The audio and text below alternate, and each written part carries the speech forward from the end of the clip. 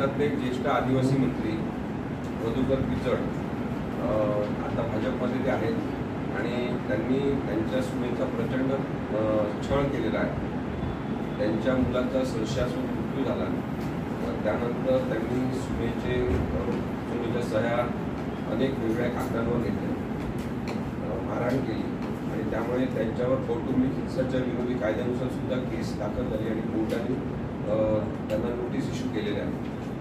त्याचप्रमाणे ही जमीन जी आहे खूप मोठी आहे, जी ठाणे जिल्ह्यात आणि नगर जिल्ह्यात असं सगळीकडे पसरलेली आहे। तर मधुकर पिचड यांनी एक दुसरं लग्न केलं, त्यांचं नाव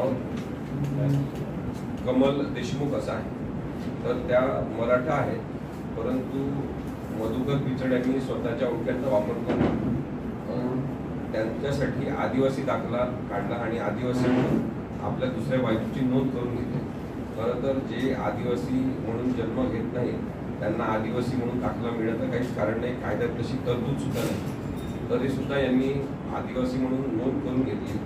मग आम्ही जेव्हा चौकशी केली तेव्हा कळलं की त्यांनी सांगितलं की या लिस्टमध्ये अशा नंबरवर आदिवासी म्हणून नोंद आहे, परंतु त्या नंबरवर वेगळ्याच माणसाचं नाव आहे, तरी सुद्धा खोटा बनावट असा दाखला तयार केला आणि स्वतःच्या ओळखेचा वापर करून या आपल्या सुनेच्या सह्या जिथे इथे त्यांनी घेतल्या होत्या ती सगळी जमीन त्यांनी आपल्या दुसऱ्या बायकोच्या नावाने ट्रान्सफर करून घेतली, फेरफार करून घेतली।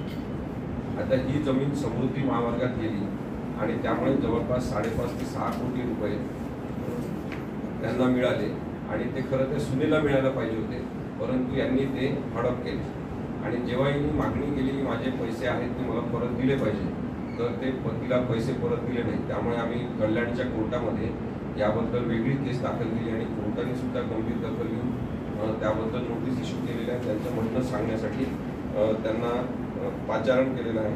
25/10/2024 रोजी पुढची तारीख। तर याबद्दलच ही प्रेस कॉन्फरन्स आम्ही घेतलेली आहे।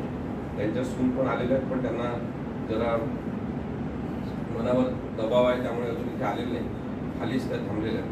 तर मुद्दा असा आहे की हे आदिवासी नेते म्हणून यांनी जन्मभर खूप कमाई केली, परंतु स्वतःच्या घरामध्ये त्यांनी सातत्याने अन्याय केला आणि अशा अन्यायाचे अनेक प्रकरणं असू शकतात असं आमचं म्हणणं आहे।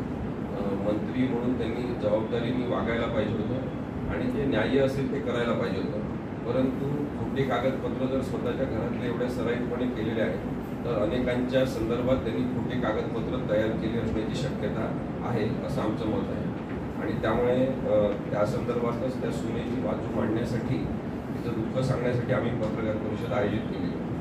तर आपल्याला एक प्रेस नोट सुद्धा आम्ही देतो आणि काही प्रश्न विचारायचे तर आपण विचारू शकतो।